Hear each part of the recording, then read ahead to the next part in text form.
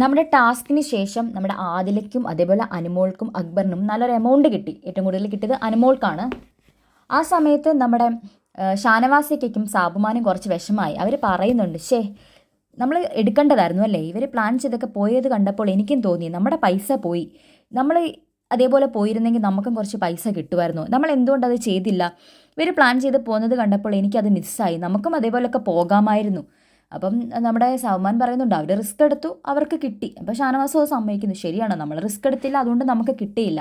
അപ്പോൾ സാബുമാൻ പറയാണ്, ഞാൻ പോയാലും കുറച്ച് പ്രശ്നമാവാൻ സാധ്യതയുണ്ട്. എനിക്ക് ഒന്നാമത് നല്ല സമയമല്ല, ഞാൻ വല്ല അവിടെ തെറ്റിയടിച്ച് വീഴും മിക്കവാറും അത് കുളവായേനെ. പിന്നെ കാർ ഇത്രയും അടുത്താണ് കിടക്കുന്നതെന്ന് നമ്മൾ അറിഞ്ഞില്ലല്ലോ. അവർ കറക്റ്റ് സമയത്ത് തിരിച്ചെത്തി എന്നൊക്കെ പറയുന്നുണ്ട്. അപ്പം ഷാനവാസിക്ക് പറയുന്നുണ്ട്, ഇനി നമ്മൾ അവിടെ പോയി കഴിയുമ്പോൾ ഇവരാരെങ്കിലും നമ്മളവിടെ തള്ളിയിട്ടാലോ, അതും അറിയാൻ പറ്റത്തില്ല, എന്താകും എന്നൊക്കെ പറഞ്ഞിട്ട് എല്ലാവരോടും ചിരിക്കുന്നുണ്ട്. അപ്പോൾ അനീഷേട്ടൻ ഒന്നും മിണ്ടാതെ അവിടെ ഇരിക്കുകയാണ്. അപ്പോൾ അനീഷേട്ടൻ്റെ അടുത്ത് നമ്മുടെ ഷാനവാസിക്ക് ചോദിക്കുകയാണ്, എന്ത് പറ്റി ഒന്നും മിണ്ടാത്തത്? അപ്പോൾ അനീഷേട്ടൻ പറയാണ്, നമ്മൾ ഒരു കാര്യം തീരുമാനിച്ചതല്ലേ, ആ തീരുമാനത്തിൽ നമ്മൾ ഉറച്ചിരിക്കണം. നമുക്ക് പൈസയല്ല പ്രധാനം, നമ്മളിവിടെ നിൽക്കുക, ഏറ്റവും കൂടുതൽ സമയം നിൽക്കുക എന്നതാണ് പ്രധാനം. നമ്മൾ അങ്ങനെയല്ലേ തീരുമാനിച്ചത്, അതിന് നമ്മൾ ഉറച്ചു നിൽക്കണമെന്ന് അനീഷേട്ടൻ പറയാം.